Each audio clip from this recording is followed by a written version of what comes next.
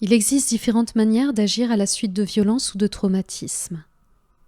On peut enfouir les parts sombres de son vécu ou choisir de les comprendre et d'en faire une force au service des autres.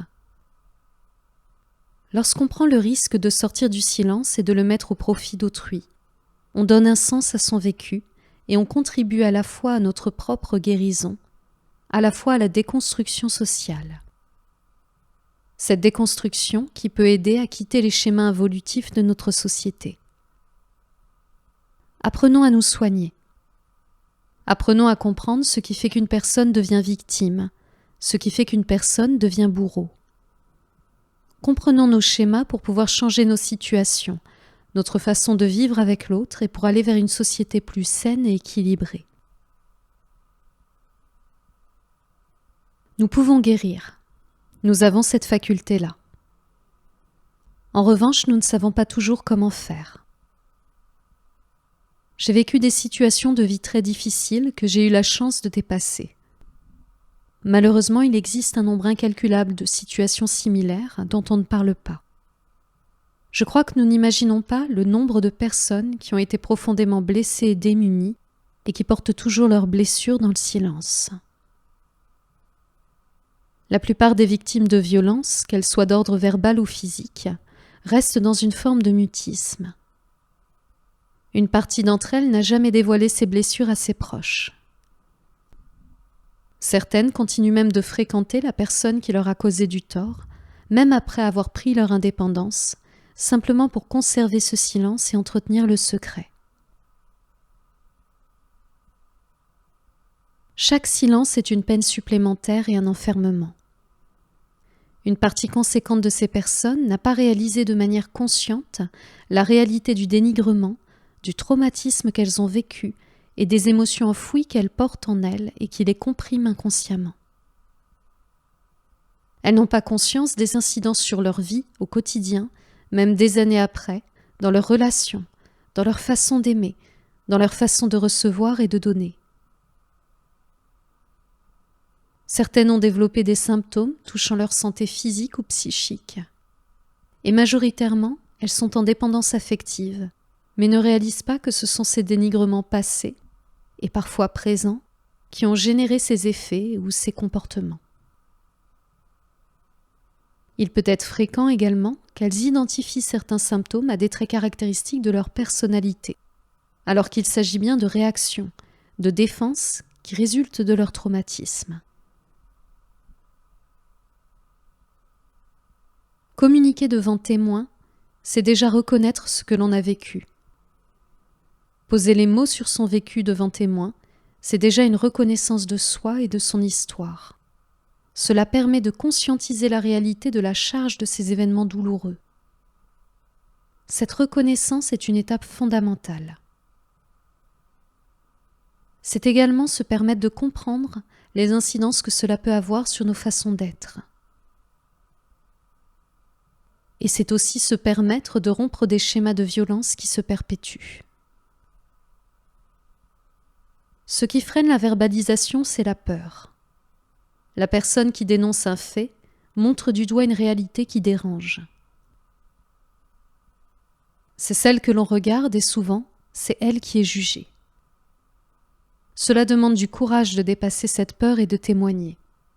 C'est pourtant indispensable pour rompre avec ces phénomènes et s'accorder la possibilité de tourner la page d'un cycle difficile. J'aimerais aussi parler de ceux que l'on qualifie de bourreaux. Les bourreaux sont également victimes de leur conditionnement. Si nous identifions l'acte à la personne, nous ne permettons pas à la personne de déconstruire ce qui l'amène à commettre des actes de violence à l'égard d'autrui. Si nous ne changeons pas notre regard, en nous concentrant davantage sur les conditions que sur les fautes, si nous condamnons plus vite que nous ne comprenons, nous entretenons la condition du bourreau. Et par conséquent, nous entretenons également la condition de la victime. Le bourreau a bien souvent été victime de ce qu'il inflige. Et lorsque ce n'est pas le cas, il peut avoir été victime d'autres formes de désamour dont il ne parlera pas. Tout dénigrement, toute violence, Toute absence de conscience à l'égard d'autrui ou à l'égard de soi résulte de nos conditionnements. Lorsque l'on fait du mal à autrui, ce que nous réalisons, c'est un déni de soi. Ce déni est inconscient. Il ne s'agit pas là de trouver des excuses à des actes destructeurs, mais bien de comprendre ces phénomènes pour permettre d'éviter leur reproduction.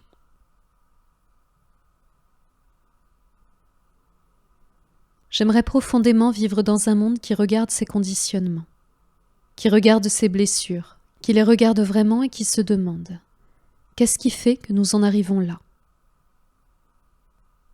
Qu'est-ce qui fait en moi, chez l'autre, qu'on en arrive à ça ? Et comment pouvons-nous faire autrement, pour cesser de nous faire du mal, pour cesser de considérer que cela est normal ? Il faut cesser de croire qu'il est dans notre nature de dominer ou de nous soumettre. Il n'est pas dans notre nature d'être soumis, ni de soumettre. Il n'est pas dans notre nature de réaliser du tort à l'autre. Ces comportements sont le fruit de notre inconscience et de nos mémoires. Si nous redevenons conscients de ce que nous sommes fondamentalement et de nos schémas, tout cela peut changer. Lorsque quelqu'un exprime le désamour à l'égard de quelqu'un d'autre, soyez sûr qu'en même temps, il exprime son désamour propre, même si c'est inconscient, même lorsqu'il donne l'impression du contraire. Condamner, ce n'est pas réparer, et ce n'est pas arrêter.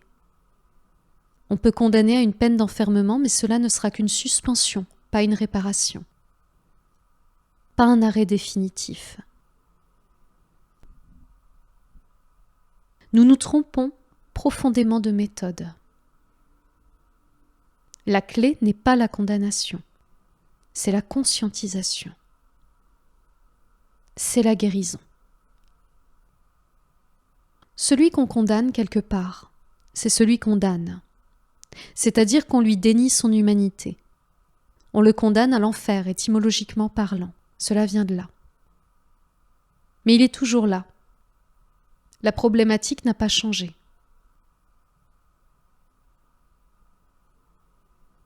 À moins d'avoir une grande prise de conscience individuelle de ces personnes, ce qui est plutôt rare, nous les condamnons à rester dans leur enfermement intérieur, dans le désamour d'eux-mêmes et des autres, en leur témoignant notre désamour en reflet. Quelque part, nous maintenons l'existence de ces schémas, l'existence de ces bourreaux et l'existence de ces victimes. C'est pour cela qu'il est fondamental de changer notre regard et de distinguer l'être des actes. Nous ne sommes pas en réalité bourreaux ou victimes. Nous avons vécu des actes qui nous ont blessés et nous avons commis des actes qui ont fait du mal. Cette nuance est fondamentale, parce que si on identifie une personne à ses actes, on considère que c'est sa nature de les commettre. On perpétue à justifier en réalité la réalisation de ces actes. Alors que si on comprend la source des actes et qu'on éduque à comprendre et à déconstruire, on ne crée plus de bourreaux, mais des personnes conscientes de leurs bagages et des conséquences de leurs actes. Nous sommes en mesure de guérir, en changeant que ce soit le conditionnement de la victime ou le conditionnement du bourreau, dès lors qu'on le regarde.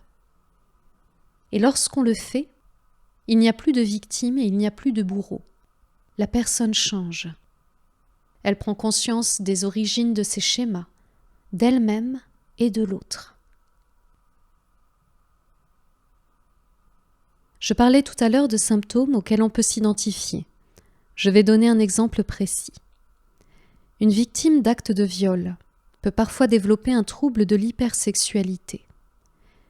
Si un acte de viol a été réalisé alors qu'elle était assez jeune, cette personne a pu s'identifier à ce trouble lorsqu'elle a construit son identité à travers la découverte de sa sexualité. C'est-à-dire qu'elle peut penser que cette hypersexualité fait partie de sa personnalité, alors qu'il s'agit bien d'une des conséquences de son traumatisme. Je connais des situations où, après de grandes prises de conscience et un travail profond thérapeutique sur ces mémoires, ce symptôme disparaissait.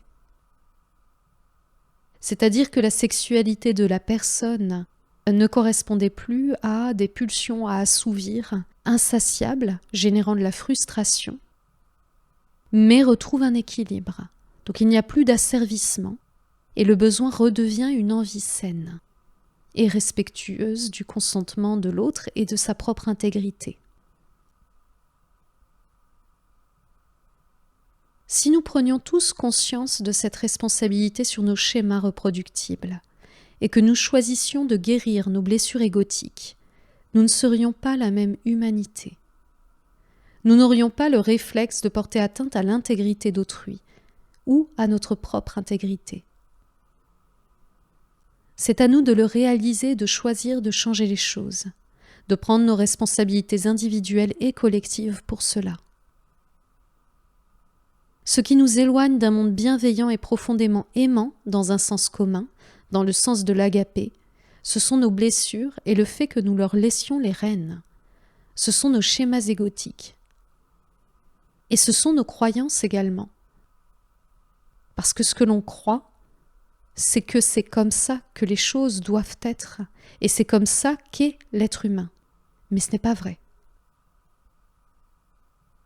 C'est un mensonge que nous nous sommes racontés, et qui nous permet d'entretenir ces anomalies dans nos civilisations.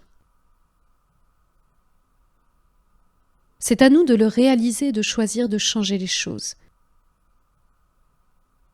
Et ce sont des schémas qui se perpétuent de génération en génération.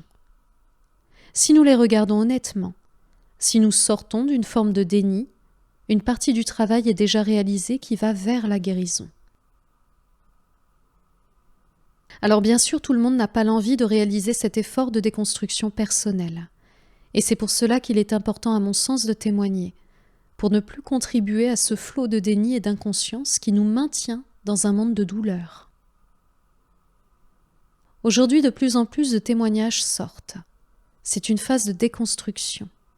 C'est à la fois une phase de réparation pour les personnes ayant subi de la violence et à la fois une phase de déconstruction à échelle sociale. J'ai envie de témoigner également pour dire qu'au-delà de cet acte de déconstruction, qui permet déjà d'être en accord avec soi-même, parce qu'à partir du moment où on le réalise et à partir du moment où on le témoigne, on se reconnaît soi dans sa valeur, on reconnaît ses propres besoins et on se soucie de sa propre intégrité. Il y a également un réel potentiel de guérison. On dit qu'on ne guérit jamais de ces traumatismes lorsqu'ils sont lourds. Je ne parlerai pas pour les autres, mais je sais aujourd'hui que cette affirmation est fausse. On peut profondément guérir et pardonner, et ne plus avoir aucune manifestation de nos anciennes blessures qui refont surface. On peut être en paix avec la personne qui a incarné son bourreau et avec ses anciens schémas déconstruits. On peut s'être libéré de ces mémoires, qui n'ont plus alors d'impact négatif, même inconscient, sur soi. Les cauchemars, la peine, la rancœur, la douleur peuvent complètement disparaître. Savoir que cela est possible peut aider à aller vers cela. Et je peux témoigner que cela est faux, parce que c'est quelque chose que j'ai vécu profondément, en conscience, et dont je comprends les ressorts. Nous pouvons nous libérer de nos traumatismes, de nos douleurs, de notre passé et de nos peurs. Mais cela n'est possible que si on accepte de sortir d'une vision coupable pour aller vers une vision responsable.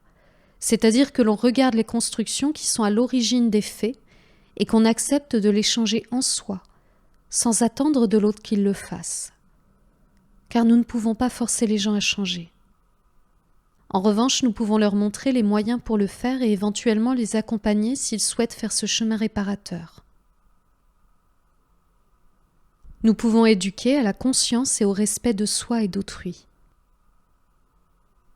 La justice, en réalité, nous ne pouvons que nous l'accorder nous-mêmes. Et c'est fondamental de le comprendre, cela change tout. Notre réparation ne dépend de personne d'autre. Elle est intérieure. Elle dépend de la compréhension des mécanismes qui sont à l'origine des faits traumatiques ou délétères. Elle dépend de notre résilience. Elle dépend de notre capacité à accepter les réalisations passées et à s'en délester. Et c'est même un processus énergétique. Toute information retenue et conservée en soi peut nous impacter. Mais s'en libérer est possible. Sortir du silence, verbaliser, laisser sortir, évacuer les émotions associées, faire le deuil, pardonner et tourner la page. Nous sommes tous en mesure de le faire si nous le souhaitons vraiment.